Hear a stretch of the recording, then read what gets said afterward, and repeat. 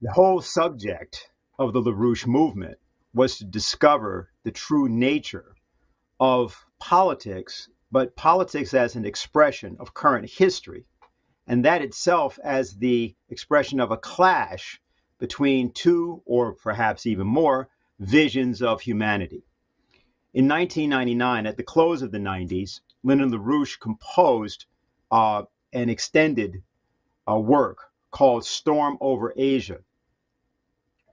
Remember that by 1979, the United States had instigated a war in Afghanistan, with Zbigniew Brzezinski and others playing a certain role. The Soviets then had responded by invading Afghanistan in December of 1979, and what ensued was a 10-year war, including the largest covert action done in the history of the Central Intelligence Agency, sometimes projected as Charlie Wilson's war. For those who know, they know that it was much different because they note that there was another war going on next door between Iran and Afghanistan, in which the United States was allied with Saddam Hussein against the nation of Iran, the largest conventional war since Korea. And in addition to these games, there was also the creation of the BCCI, Bank for Credit and Commerce International operation, which was a way of beginning the process of transitioning the international opium and heroin traffic from Southeast Asia in the Hunan province and Hong Kong area to Southwest Asia, the Helmand province of Afghanistan, along with deals being made with the Saudis and others, which were known under the name Al Yamama, a form of arms deal which was conducted in 1985. So these earlier antics between the period of 1979 and 1999 had led to an extraordinarily unsafe world. And so Lyndon LaRouche composed a piece using the principles of classical tragedy, which he presented as a telecast, and it was called Storm Over Asia. We're showing you an edited version of that today, and we hope you enjoy it.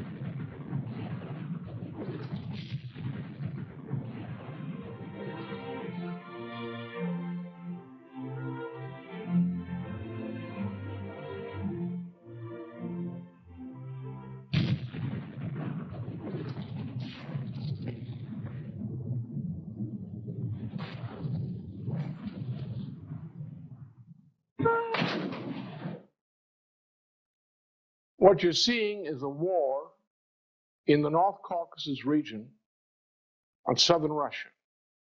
What you're also seeing is a war which is broken out simultaneously in the border between Pakistan and India. The forces behind these attacks on Russia and on India are the same. They are a mercenary force which was first set into motion by policies adopted at a trilateral commission meeting in Kyoto, Japan in 1975. The policies originally of Brzezinski and his number two man there, Samuel P. Huntington. The policies which were continued by then Trilateral Commission member, that is back in 1975, George Bush, before he became vice president. These are policies which were continued by George Bush as vice president. This is under Bush, this became known as the Iran-Contra drug finance link operations of mercenaries deployed with private funding all over the world, recruited from Islamic and other countries, and targeting Russia's flank. This mercenary force, created then, still exists. The primary responsibility for creating the force was the government of the United Kingdom, most notably, most emphatically, the government of Margaret Thatcher, Prime Minister Margaret Thatcher, a policy which has been accelerated and continued in full madness by the present Prime Minister, Tony Blair of the United Kingdom. This war, if continued, using mercenaries, can lead to nuclear general war. The major powers principally threatened today by this mercenary operation are two of the world's largest nations, China and India. China on its western borders, India on its northern borders. Of course, Iran is also threatened, but more notably, Russia. If these nations are pushed to the wall by a continuing escalation of a war, which is modeled on the wars which the British ran against Russia, China, and so forth during the 19th century and early 20th century, this will lead to the point that Russia has to make the decision to accept disintegration of Russia as a nation, or to resort to the means it has to exact terrible penalties on those who are attacking it, going closer and closer to the source, the forces behind the mercenaries, which includes, of course, Turkey, which is a prime NATO asset being used as a cover for much of this mercenary operation in the North Caucasus and in Central Asia.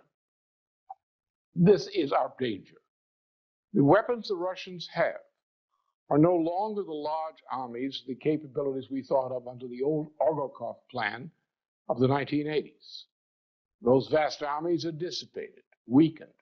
Russia is ruined almost by a vast economic destruction caused by IMF policies and related policies.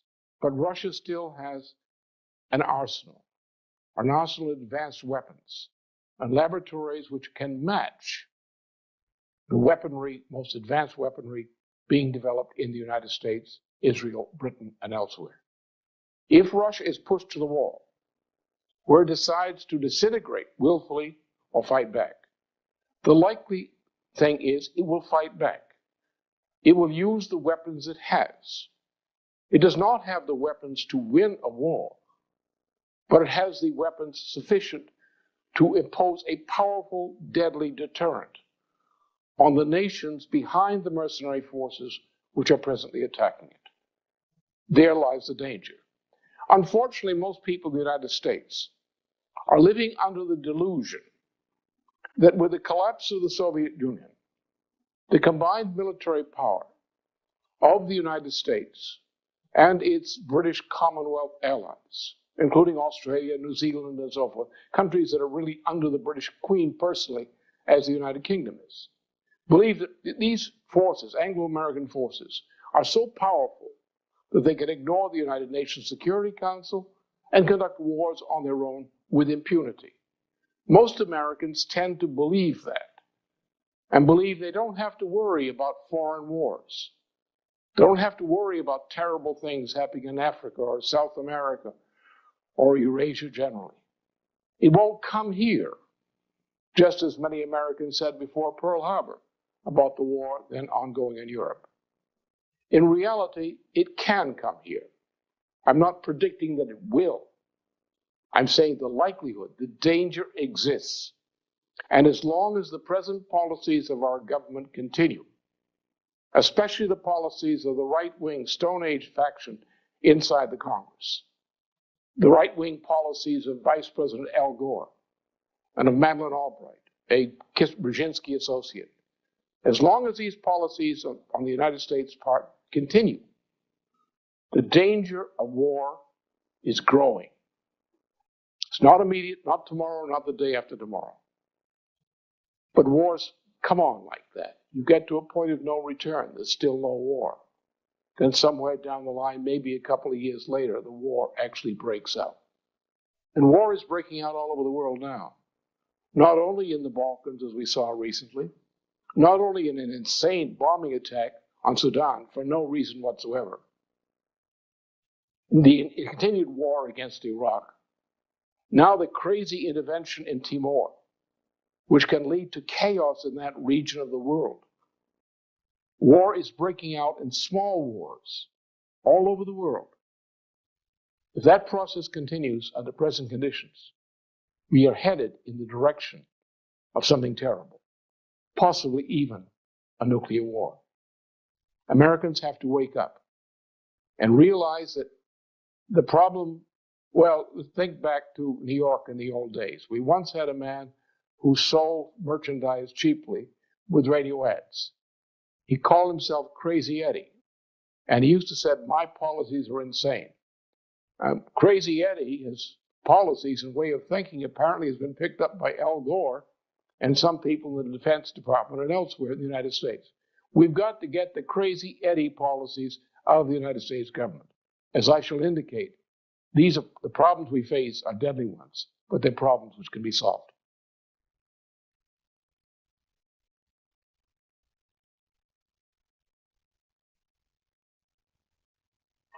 Wars, world wars especially, tend to come on in a certain way.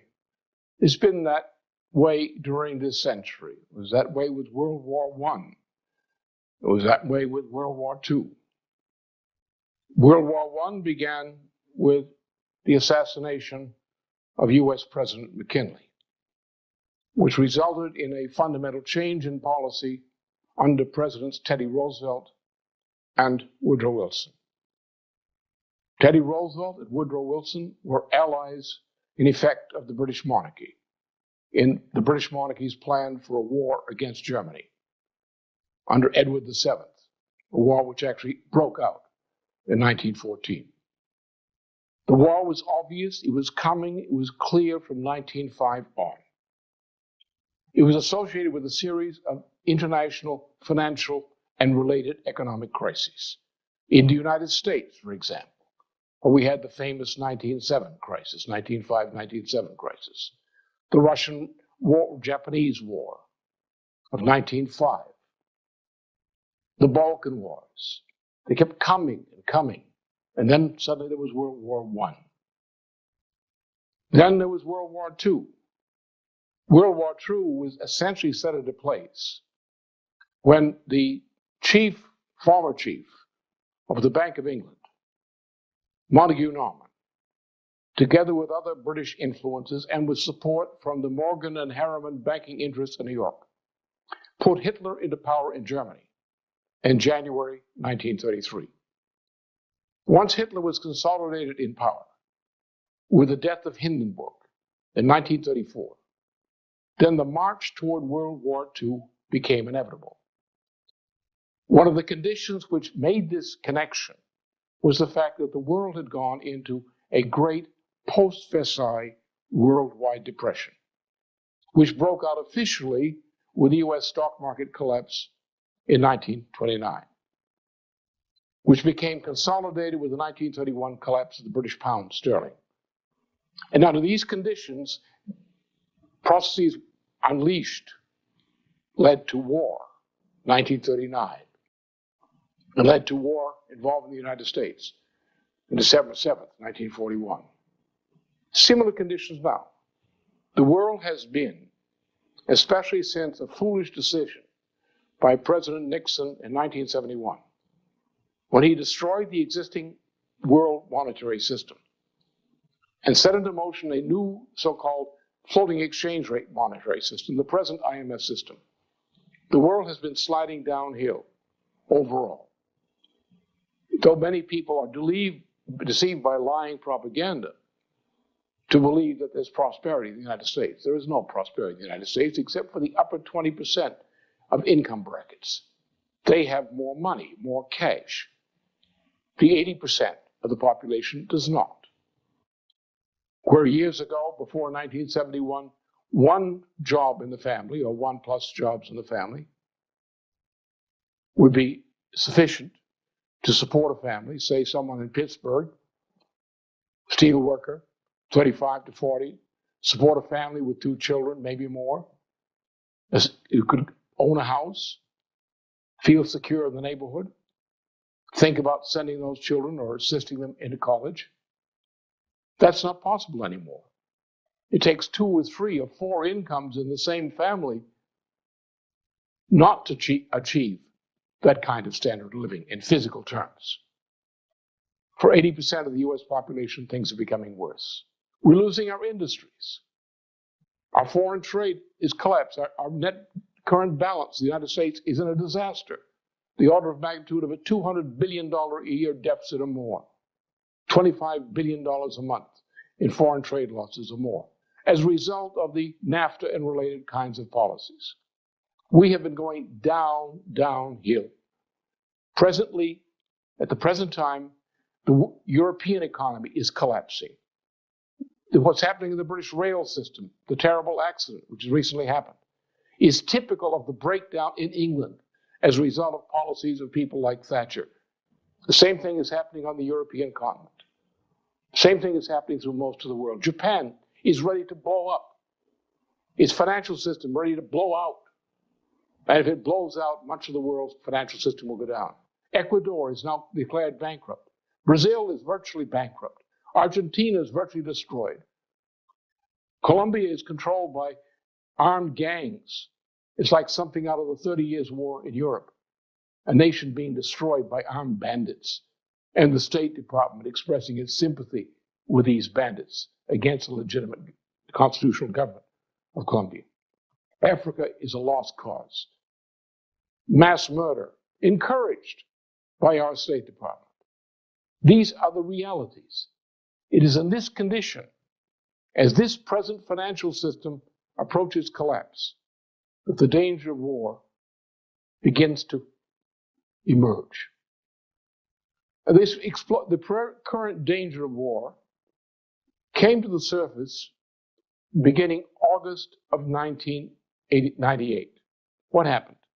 Well, the previous October, November, there had been a major financial collapse, which had been bailed out with hyperinflationary growth in asset values. That is, the central banks began printing money, in effect, and pumping money into financial markets, stock markets and other financial markets. So that had led into a new situation by the summer of 1998. The blowout occurred. It started with the Russian bonds, Russian bond debt. In August of that year, at the same time that President Clinton was being distracted by being called to testify before the special prosecutor, Russia declared bankruptcy, state bankruptcy. As a reaction to this effect, Al Gore and others, behind the back of the president, pushed through fraudulently a bombing attack on a pharmaceutical plant in Sudan. I believe now the president knows that was fraudulent, but nothing has been done effectively to correct it. That was the beginning. While the president was under attack in the Congress by first the House of Representatives, Republicans, and then in the Senate, Gore led the attack, which got us finally into a new war against Iraq. This occurred in the November-December period of last year. From that point on, we moved toward a Balkan War, where the British government, with the complicity of Madeleine Albright, the Secretary of State, got us into a Balkan War. It's not needed to go into the reasons how that happened or why it happened, but it was done. This led, as people in NATO and elsewhere said and understood at the time, the launching of the US participation with NATO in bombing attacks on Yugoslavia were intended for the primary purpose of destroying the Balkans, not of dealing with a problem there, destroying the Balkans and opening the way to NATO-related military adventures in the Middle East, in Transcaucasia, and in Central Asia. That was openly stated before the actual war against Yugoslavia was started. That was the purpose for the Balkan War. So these things are all interconnected. The primary crisis now is this. The present international financial system is about to disintegrate. I can't tell you, no one else can tell you exactly what day, week, or month that will occur. It is ongoing. the crisis is systemic. Every leading banking circle in the world knows the system is doomed and finished. People behind the scenes are taking steps to protect as much as possible their precious interests, their personal interests. Meanwhile, the fools who are fooled by the propaganda continue to rush into buying into stock markets and other financial investments. These are the suckers who will be totally bankrupted and ruined when the crash occurs. This is the situation. No one can prevent this system from collapsing. It will disintegrate. There are over $300 trillion worth in US dollar equivalent of short-term financial obligations of the form of financial derivatives hanging out there. Against this, the real assets to support this 300 trillion plus debt bubble, financial bubble, is not more than $41 trillion a year in GDP, as calculated in dollars among all the nations of the world. Therefore, you have a system which is intrinsically, systemically bankrupt. It cannot be saved. The only thing that can be done is action by governments to put the bankrupt financial system and the bankrupted monetary system into government-supervised financial reorganization. In other words, to apply the thinking of a Franklin Roosevelt to the current emergency situation. This creates a crisis in which powerful financial interests are totally panic-stricken, are driven mad by the fact that the system in which their investments are located is about to be liquidated. That the nation state which they thought they were eliminating with globalization is the only institution which can save nations from total destruction. It is under these conditions that plans to move toward military adventures, even wars, even general wars, and that risk of nuclear war is pushed by madmen, some in the United States, some in the Congress who don't even know what they're doing, as well as in Britain and elsewhere. This is the situation.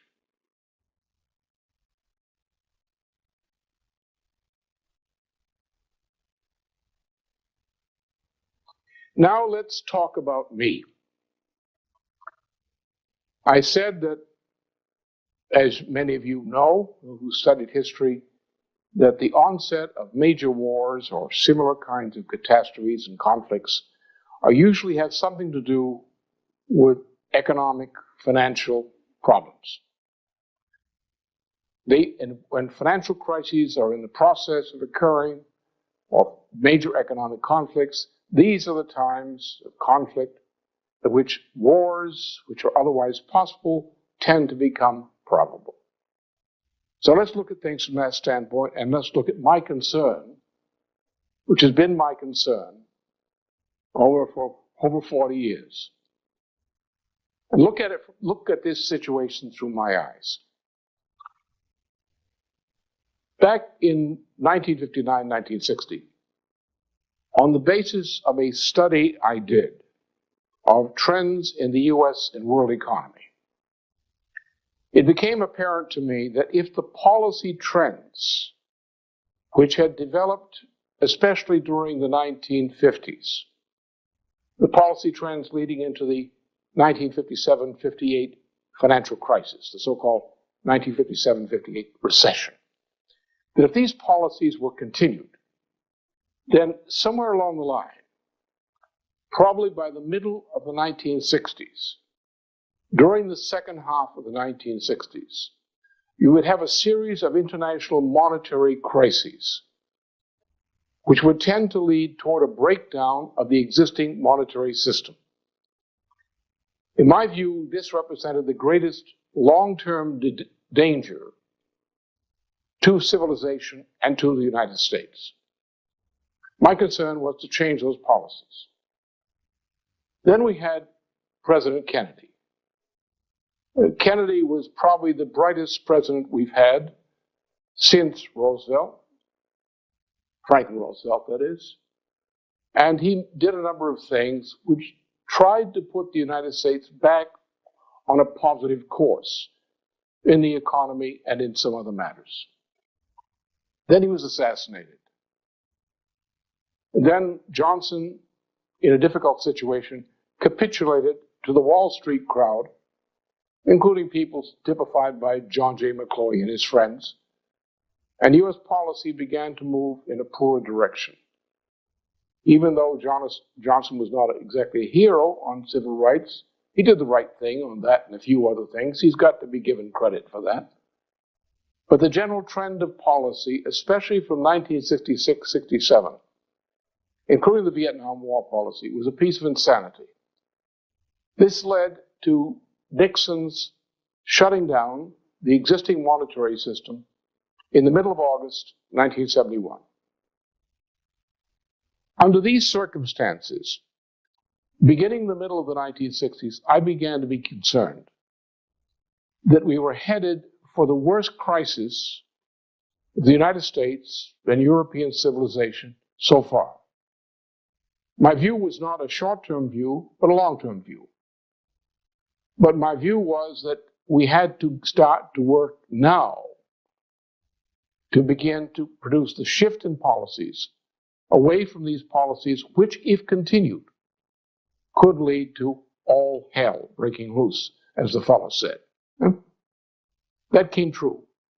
In 1971, I was probably the only economist speaking on the issue which accurately forecast not only what happened in 71 with Nixon's decision, but what the results would have been.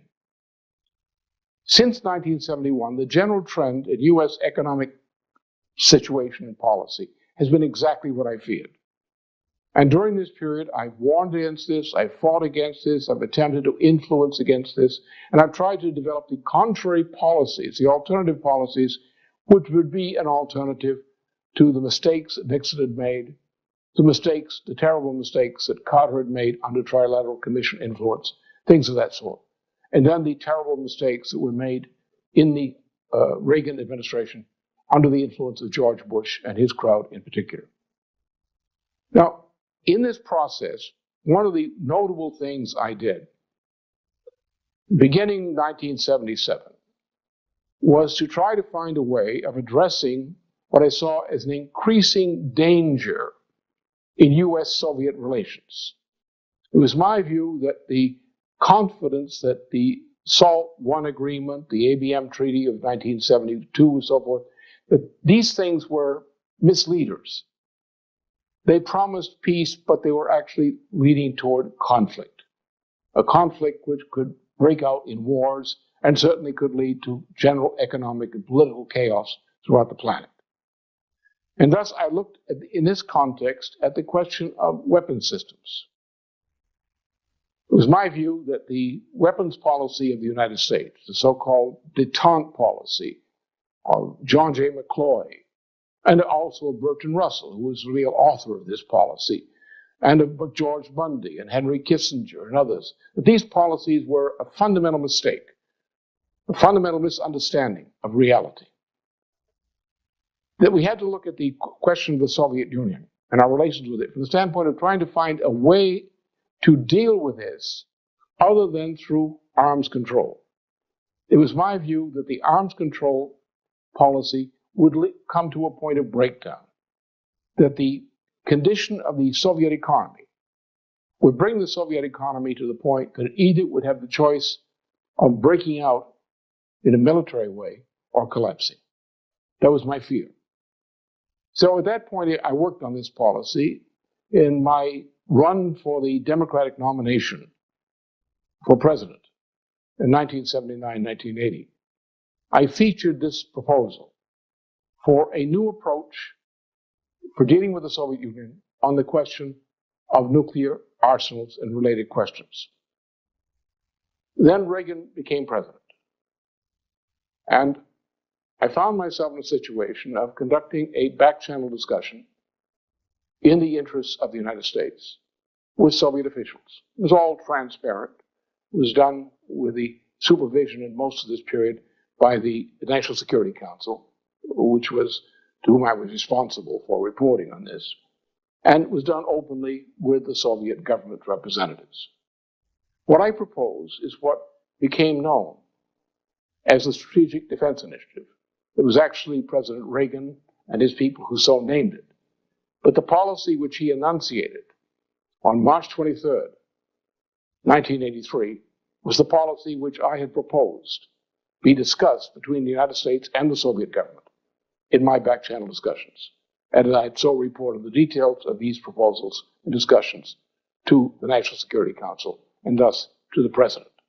I call upon the scientific community in our country, those who gave us nuclear weapons, to turn their great talents now to the cause of mankind and world peace, to give us the means of rendering these nuclear weapons impotent and obsolete. Now, as you know, that was turned down. And what became known as SDI after I was pushed out of the situation, 83, 84, became sort of pretty much a farce. Teller was thinking in the right direction. As a matter of fact, we shared views on many of these questions, not directly, but in our public statements during this period.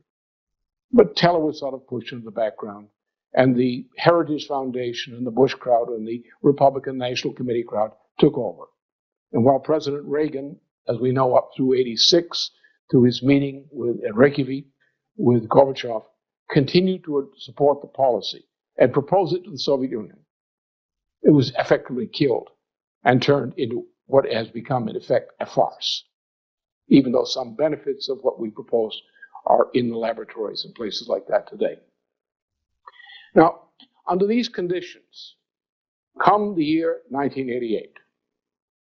In 1983, I had told the Soviet government that if the president were to propose what the president later called SDI, as he did on March 23rd, to the Soviet government publicly, and if the Soviet government, then under Andropov, were to reject the president's offer, the result would be that the long-term economic problems of the Soviet economy would catch up with the Soviet economy and would lead within about 5 years to a collapse of the Soviet economic system. That was my proposal. That I stated not only to my Soviet contact in these discussions in February 1983, I stated it later publicly. Now, my concern was, how do I salvage a situation in which the Soviets were on a course of either war or breakup? How do I address that situation, knowing it's very dangerous either way? So in October of 1988, October 12th, Columbus Day in particular, while a candidate for the presidency of the United States, I went to Berlin and I presented an address openly before television cameras there, which was later reproduced and put on national television in the United States, on network television. And in just a moment, you'll see part of that address here. In point of fact, when the breakup of the East Germany occurred, and when people from the West got into East Germany to see what the war preparations had been on the East German side, that my concern that the Soviets were on the verge of launching a military adventure into Western Europe were confirmed. The plans existed, the capabilities existed. The Soviet Union was at that point was on the verge of either going to war or not going to war, just as I feared. What I propose, as you see in the tape from that broadcast of 1988, I was right. The Soviet system was on the verge of breakup, but it did occur 6 years later, not 5 years later. So who's counting? No. It happened. What I propose as an alternative, that the United States should then, at that point, propose a new policy toward Eastern Europe and the Soviet Union, which I proposed in that broadcast. That this proposal, such a policy by the United States, especially by its president, should be the basis for dealing with the radically new situation which would be caused by the then imminent breakup of the Warsaw Pact Soviet system.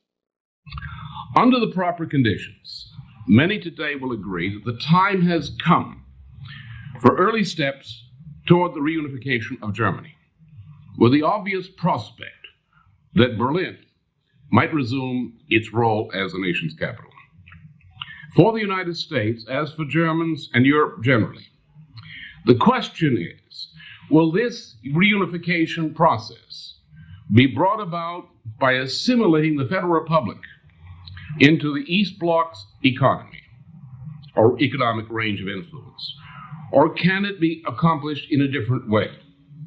In other words, is a united Germany to come into being as a part of Europe from the Atlantic to the Urals, as President de Gaulle proposed, or as Mr. Gorbachev has desired, a Europe from the Urals to the Atlantic?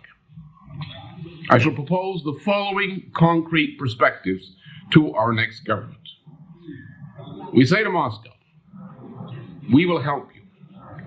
We shall act to establish food for peace agreements among the international community, with the included goal that neither the people of the Soviet Union nor the developing nations shall go hungry. In response to our good faith in doing that for you, let us do something which will set an example of what can be done to help solve the economic crisis throughout the Soviet bloc generally. Let us say that the United States and Western Europe will cooperate to accomplish the successful rebuilding of the economy of Poland. There will be no interference with the political system of government in Poland, but only a kind of Marshall Plan aid to rebuild Poland's industry and agriculture. If Germany agrees to this, let a process aimed at the reunification of Germany's economies begin. And let this process leading toward reunification be the punctum saliens for Western cooperation in assisting the rebuilding of the economy of Poland. We in the United States and Germany should say to the Soviet bloc, let us show you what we can do for the peoples of Eastern Europe. By this test in Poland, which costs you really nothing, let you discover and judge by the results whether this is a lesson you wish to try in other cases.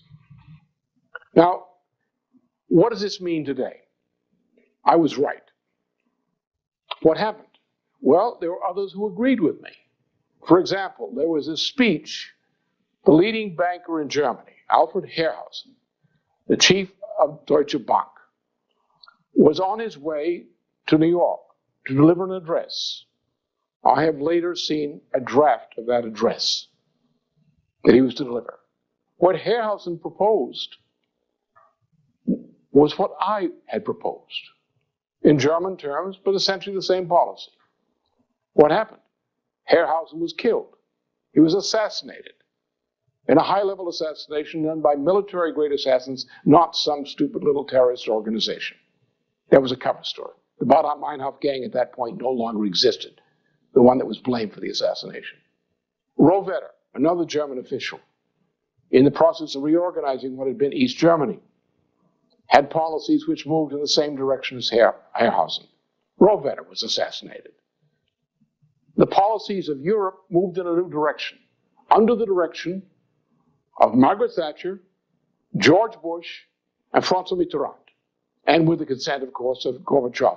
I proposed using the breakup of the conflict between the Western Alliance and the Soviet system, using that as the opportunity to make a fundamental shift in economic and therefore political relations, to participate, to open the doors to rebuilding this shattered part of the world.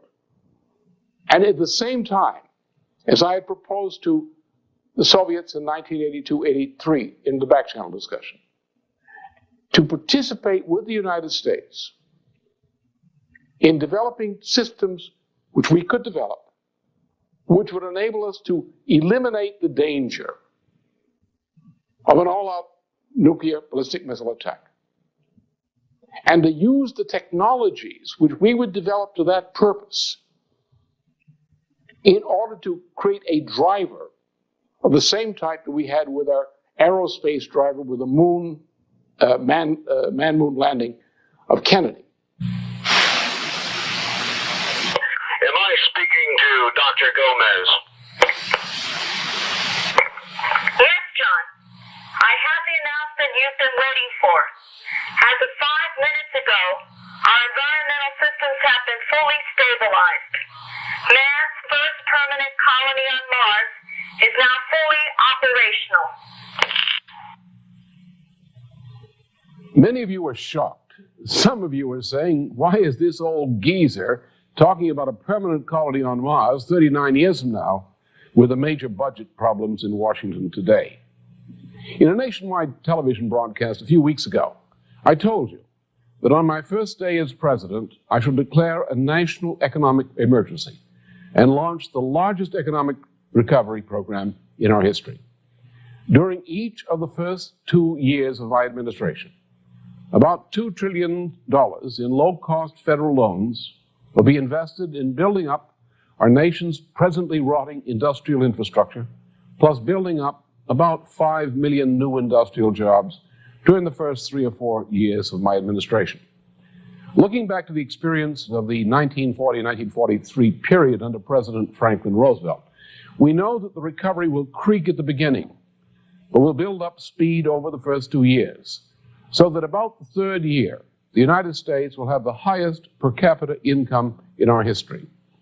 There are no mysterious tricks involved. It is all basic economics modeled upon our successful economic recoveries under Franklin Roosevelt and John F. Kennedy.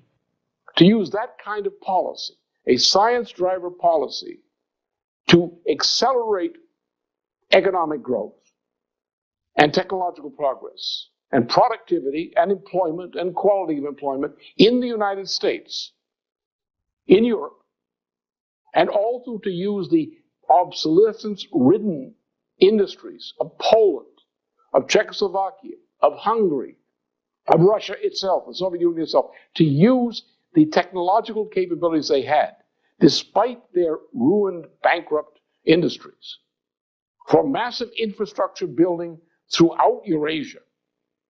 And on the foundations of that, to build a general economic growth throughout this planet as a whole, in which we would participate with our former adversaries of the Warsaw Pact system, in helping to develop countries in Asia which sought development, countries in Africa which desperately needed development, countries in South America, Central America, which desperately needed a reversal of the present trends in their policy. That was my policy. That was the policy thinking of some people.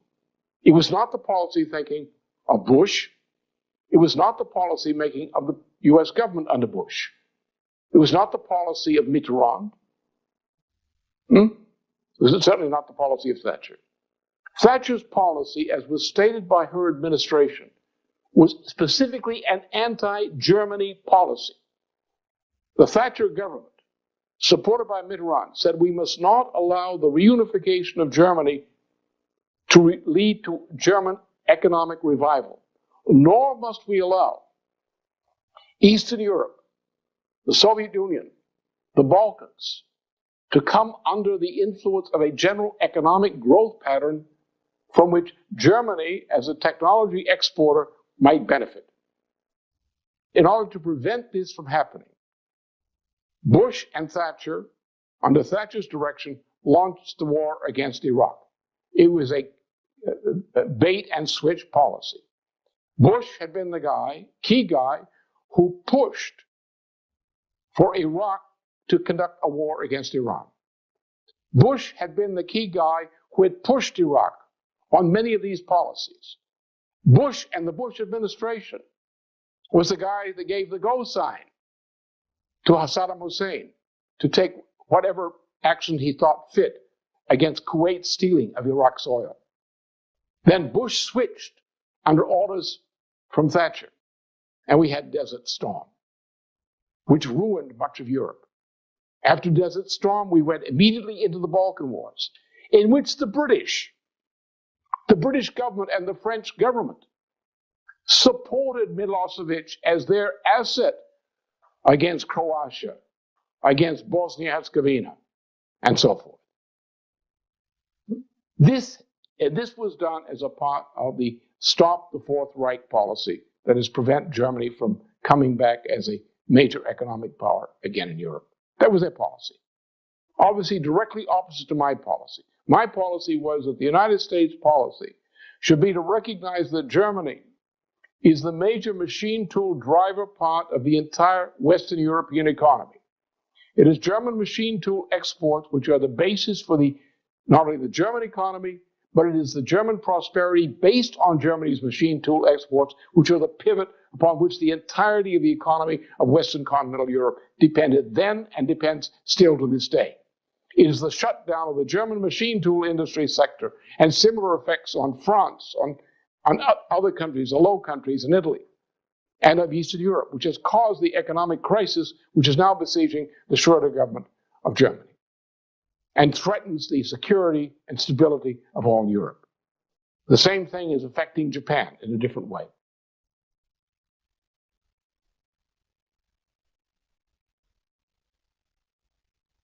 All right, now what is wrong? What is the policy? What is the issue? How does this affect war? Let's go back to 1823. After the defeat of Napoleon, and after the British puppet, the Duke of Wellington's puppet, the Bourbon Restoration was restored in France. The British, together with Metternich, controlled all of Europe. The British and Metternich, the Holy Alliance, were the enemies of the United States. The declared enemies. However, the British always have two policies. Never try to find out what British policy is. They always have two, which seem directly opposite. They're for you and they're against you. They're buttering up your waistcoat while they're putting a knife in your back.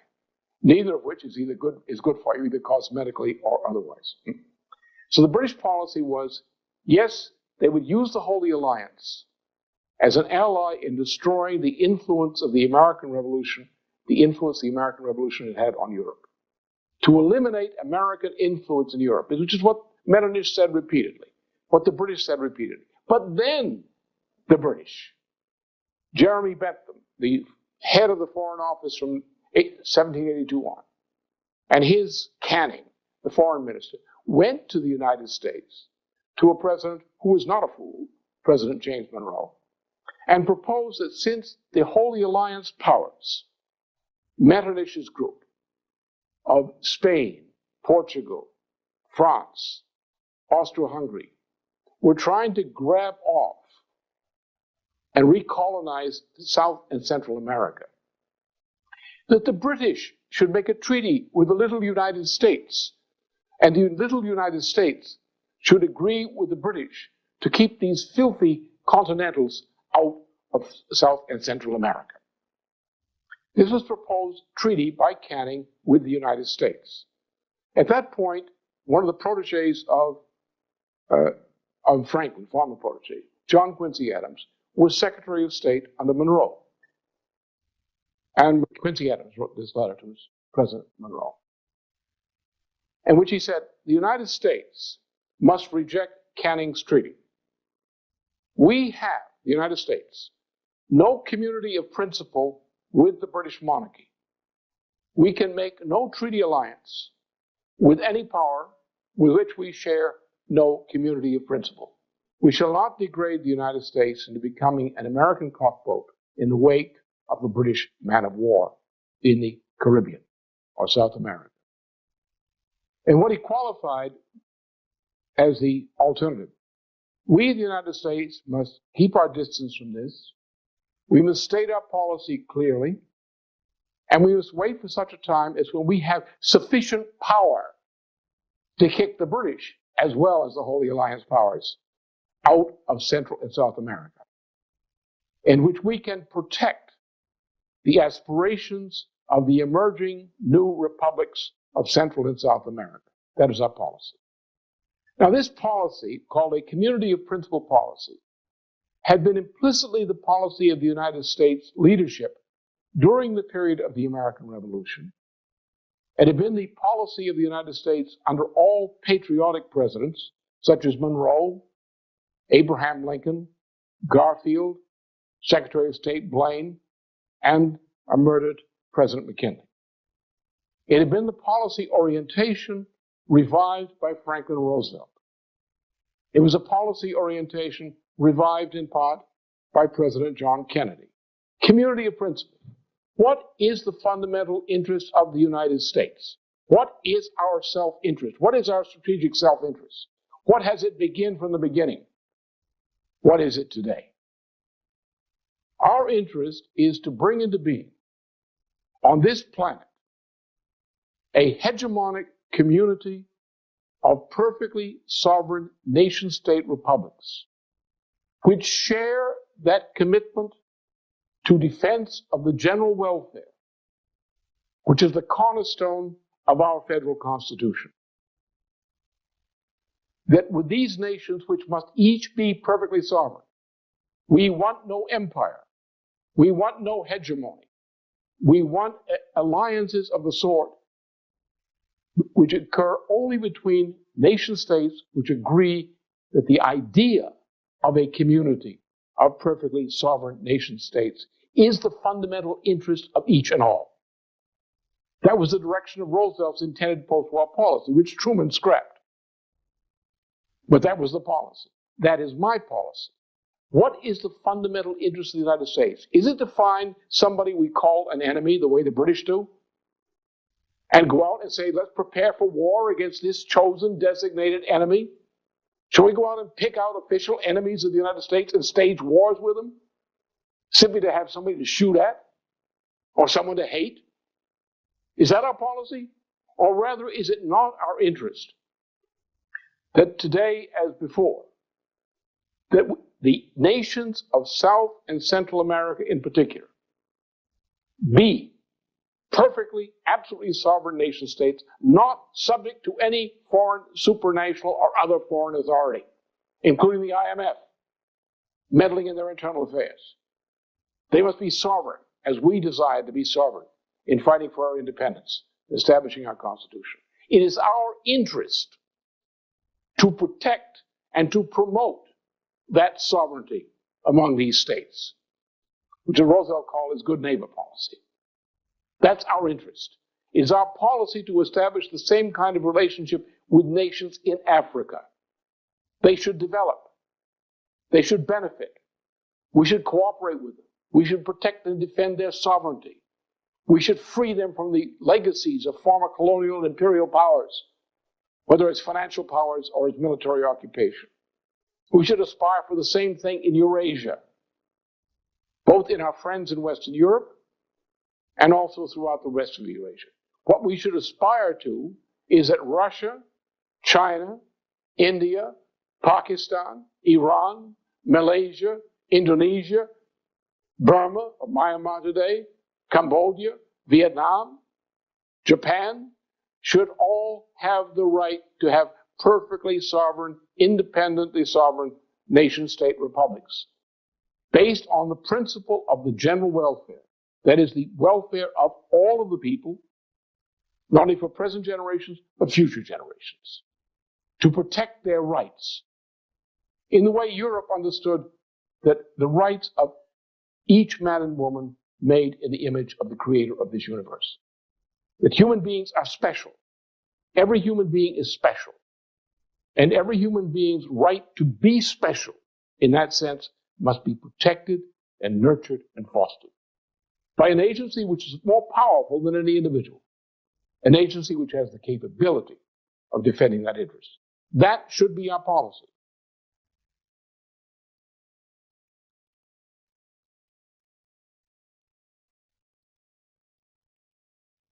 In establishing a community of principle among nations of the world, including China, India, other Asian countries in particular, we have to recognize that European civilization which essentially is a byproduct of the influence of Egypt on Greece and of certain revolutionary developments relative to Egypt which occurred in Greece, that the cultural development of South Asia, East Asia, while it's mixed in modern times with European civilization, is distinct. And therefore the question arises, what inherent common principles exist among nations of European civilization and that heritage, and those of Asia, for example? How can we bring the population of the world together, including those nations which are not directly products of European civilization, which are the largest part of humanity, together with the United States and other nations of European heritage, to find common, deeper principles which will govern their relations one with the other? The way to understand this as Americans is to look at the question from the standpoint of the inside of the history of European civilization as such. I shan't go, of course, in this occasion through everything, but I shall identify the most crucial things which bear directly upon what should be the basis for U.S. foreign and strategic doctrine today, to replace the garbage which is overflowing in our State Department currently. All right, now, Greek civilization is unique. It emerged under the protection and influence of Egypt, Egyptian civilization, which is much older. Now, we have indications going back to the 3rd millennium BC of a very advanced culture in Egypt, in some respects more advanced than those we know from a later period. But the Egyptians contributed a foundation as friends and sponsors of the greater Greek, what became the greater Greek culture, which is very important to the Greeks, as was emphasized, for example, by Plato in his dialogues, especially the Critias, the Timaeus, and others. But the Greeks made, in that context, a unique contribution to all civilization. That unique contribution is the basis for what became European civilization. So in that sense, when we speak of European civilization in terms of its characteristic features, we're talking about something that began in Greece and with Greece, although with a certain assistance in the birth from Egypt.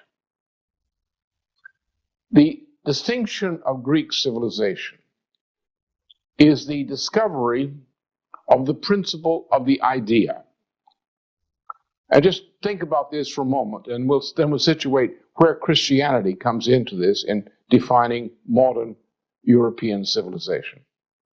If you look at the oldest known writings of the Greeks, the Homeric epics, for example, you have a picture of primarily of man as like an animal, a plaything of these pagan gods of Olympus, with the exception of a curious figure called the goddess Athena, who sometimes intervened in these things. This is the Greece of the Iliad, the Greece of the Odyssey. Then we come to a later period, after a great reform by Solon of Athens, who founded the first republic in all known history, in his reform at Athens. And his famous poem, which is sometimes referred to as the Constitution, was for the founders of the United States a crucial point of inspiration in defining our Declaration of Independence, our conception of our republic in general, and our Constitution. Then you have a later period, the Golden Age as such, the so-called Age of Pericles, which is the age of a number of developments. The age of Aeschylus, the great tragedian, the age of Sophocles, another great tragedian. and also in sculpture, the work of the famous Scopas and the work of Praxiteles.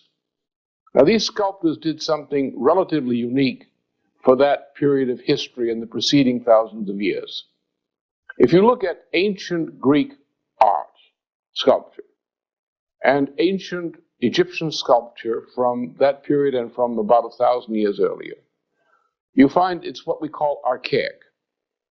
It's flat, it's tombstone art. There is no life in it. The statues are assembled on the basis of a triangular base, to be solid in the sense that a student of simple Euclidean geometry would think of a solid figure, stably based. But the great figures of Greek sculpture are not solidly based like that. They're a little bit off balance. But if you look at them closely, they are not really off balance. They represent a figure, a face, or a whole figure caught in mid-motion. And the mind looking at these figures finds something very special about them, which the Romans later could never quite capture, is that the mind senses and recognizes from what seems to be the off-balance characteristic of the statue or the sculpted head, sees in that a body in mid-motion, expressing something, not dead, alive. This is the way we represent ideas in stone. As something fixed, something carved in mid-motion, cut in stone, which suggests to the onlooker something wonderful, an idea. You'll find the same thing, to skip ahead, and go back to about 1498, AD 1498. Go to Milan and go into a famous chapel there, which has been recently rehabilitated, which you find the portrait by Leonardo da Vinci of the Last Supper. Now, this is a wonderful experience. You go into this room, this chapel-shaped room, and you see the portrayal of the Last Supper on the wall. It's a flat wall, but you see a room in depth. You move in the room, facing the statue, facing the painting, and the painting seems to move with you, just as it would move if you were in an actual room, looking into the room, and from different angles, different points. And above all, the eye of Christ, which is in the center of the painting, follows you directly wherever you go within that chapel. This is the same principle that Scopas and Praxiteles mastered in respect to classical Greek sculpture, expressed as painting. The great paintings of Leonardo da Vinci and his immediate follower, Raphael Sanzio, express the same principle of composition. This is the great contribution of European civilization, is to make conscious, not only in stone, but also in painting, in poetry, in drama, particularly in the great tragedies, the notion of ideas. The same notion of ideas was elaborated greatly by Plato, particularly in his dialogues. And Plato's conception of truth and truthfulness, in opposition to the contemporary degenerate notions of law of our Supreme Court under Rehnquist and Scalia. These were also ideas, the notions of scientific principle, universal scientific principle, which can be discovered by the mind and which can be demonstrated to be universally true in empirical or experimental practice. These are ideas. These are products of the cognitive powers of the individual human mind, powers which no animal has. We make a distinction in knowledge, in the theory of knowledge, and in politics, between learning, as we may teach an animal to learn, or a chimpanzee may teach itself to learn. But a chimpanzee will never discover an idea, not a true idea. They will discover a technique. They will discover a useful technique, but they will never discover a universal principle. Only a human being, the individual mind, can discover a principle. Now, come along a bit to later in history. As a result of the victory of Alexander the Great in destroying the evil Persian Empire, which was a continuation of the even more evil Babylonian culture before then, there was a revolution in the Eastern Mediterranean, which became called Hellenistic culture. And Hellenistic culture, with all its drawbacks and internal faults and difficulties, was the highest level of culture which European civilization reached, essentially, until about the 15th century, until modern times. Then in about 200 BC, about the time that the Roman soldiers murdered the great Archimedes at Syracuse, the Romans, which in the process of becoming the later Roman Empire, placed an increasingly dominant role in the Mediterranean. The level of culture of European civilization collapsed. The Greek classical tradition was crushed under the brutish heel of Roman and Roman imperial culture, Latin culture.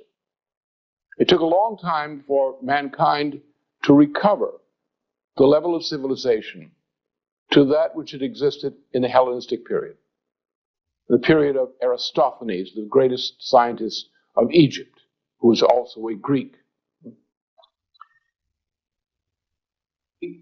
Every development in European civilization upward since that time has been based on two things. First of all, the Hellenistic or Greek culture, which was still widespread, though subordinated, in the Middle East, was the culture of the apostles in the time of Christ. There was no Hebrew language spoken at that time. There was a Hebrew written script, but how to pronounce it, what it meant, was somewhat in doubt. You had an Arabic language, Aramaic, which is the predecessor of some of the languages of that area today, and you had Greek. And the cultivated, educated people of that area, including some of Christ's apostles, as you may note, thought and wrote in classical Greek, the classical Greek of Plato. Exemplary is the case of the Apostle John. Also exemplary is the case of the Apostle Paul with his epistles. So these ideas of the classical Greeks became the foundation upon which Christianity spread its message. The essential contribution of Christianity to this revival of civilization was the principle of Christ that all persons are made equally, man and woman, in the image of the Creator of the universe. And therefore it followed that the acceptable order of society to the Christian was a form of society in which the general welfare was defended and promoted in the sense I've described the general welfare earlier. There was a long struggle to bring this kind of society into being, not because there was any particular plan to build a form of state, but rather there was a commitment to establish relations among people which were consistent with this Christian principle, as the Christian principle made use of Greek culture as a way of propagating its message.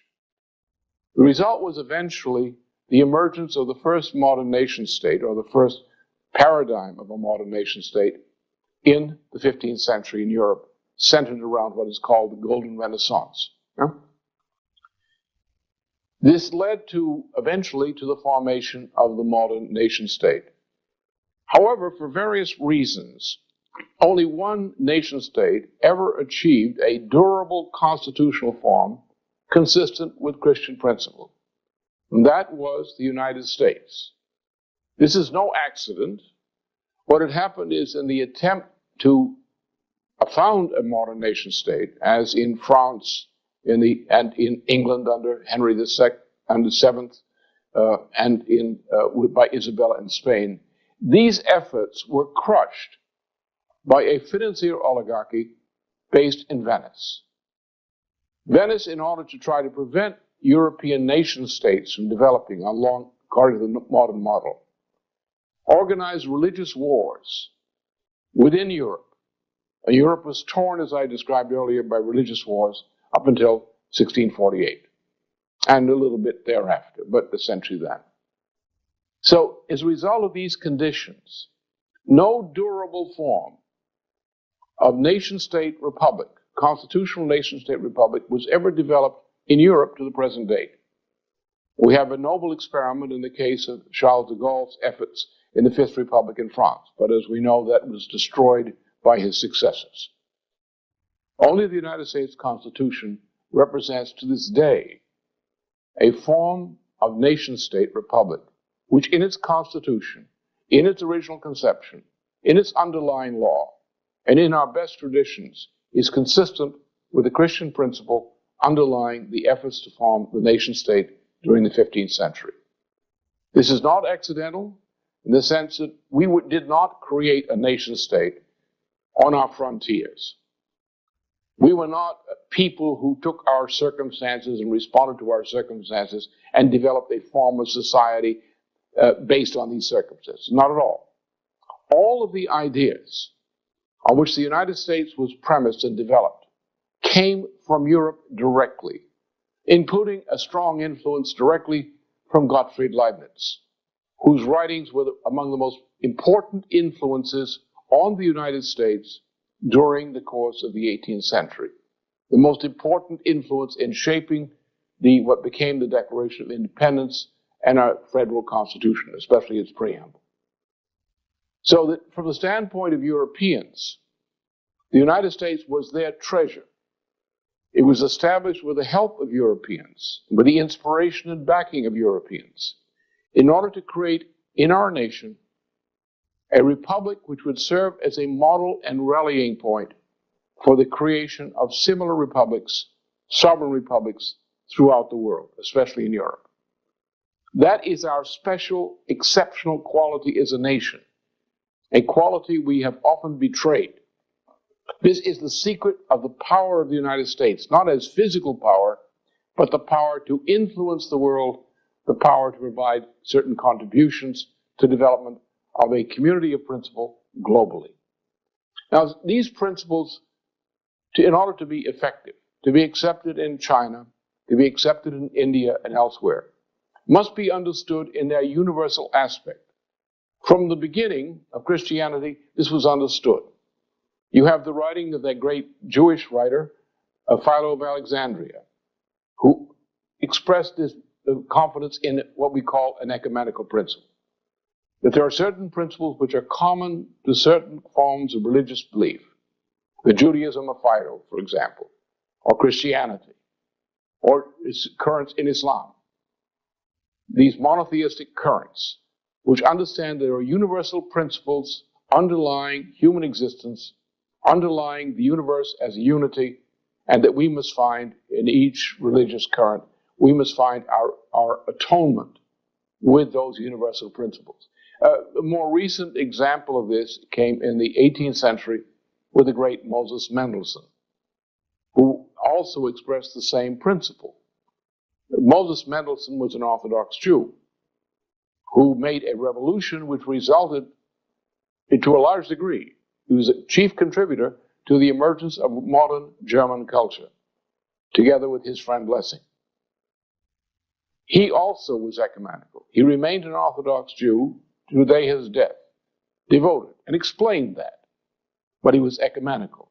Similarly, in the 15th century, one of the great founders of modern civilization, Cardinal Nicholas of Cusa, wrote a paper, De Patre Fide, expressing the same principle. So our view as representing a civilization, European civilization, which is Christian and classical Greek in its origin, is an ecumenical view of mankind as a whole. We hold it to be true that all men are created equal, that all parts of humanity are united by underlying principles which may have to be discovered, but which nonetheless exist.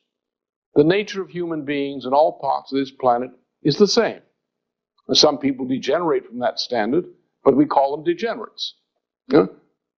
But generally, every human being, every baby born is good, because every baby born has this cognitive power for discovering truth, for discovering principles, for contributing to the improvement of the human condition. It's their natural quality. And the function of society is to bring this forth and nurture it. Man is not inherently evil. Man is inherently good. But as Christianity teaches, man often errs and must be redeemed. Thus, our concern as a secular society must be to respect this principle, to understand how important the nation state is in providing the only form of society in which there is true equality, in which every individual human being is respected and defended as being made equally in the image of the creator of the universe, and must be so respected, so treated, so nurtured, so educated, not the way we're educating them today, destroying our own children with our rotten education system. That is the basis for foreign policy. We find, in looking abroad, as I have, had some familiarity with the history and cultural history of India, its Sanskrit and Vedic background. I've had some acquaintance with China, certain aspects of it. I've been otherwise educated on this subject by others. And we find that in China, as in the teachings of what we call Confucius and Mencius, there is in ancient China the same kind of tradition which we honor in terms of principle in our own society. We find in India the same thing. Therefore, the approach we must take is an ecumenical approach. We must understand that all human beings, from whatever their backgrounds are, have the same potential for goodness. Our job is to bring that forth, to encourage people to be as good as they are born to be redeemed, to redeem the nations, and to build a form of community of nation states on this planet which shares that commitment, which understands one another in terms of these common principles, as Philo of Alexandria attempted to express this, as the Christians, especially John and Paul, emphasized this, as a great theologian, Christian theologians like Cardinal Nicholas of Cusa expressed this in De Pace Fide, as we have always understood it, the best of us in the United States, and as Mencius and Confucius before him and others have also understood this. We must bring this forth. That should be the foreign policy of the United States. Our foreign policy and our strategic policy should not be, who do we kill tomorrow? Who is our enemy that we must fight?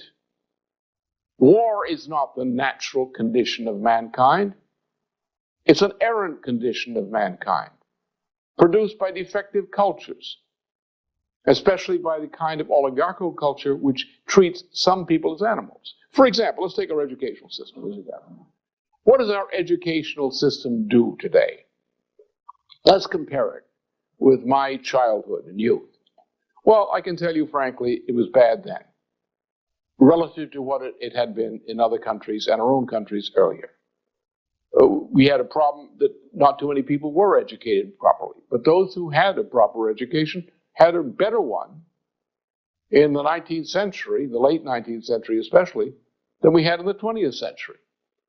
And those who went to schools in the 1920s and 1930s had, though they had less education, had a better education than we do today in our schools. Education has degenerated over the course of the late 1940s, 1950s and on. We give people more education, but it gets worse and worse as we mass produce it. So therefore we have undermined our people. We don't teach history anymore. What person knows in school today about ancient Egypt? What person in school today knows what was Egyptian culture in its high point in the middle of the 3rd millennium BC?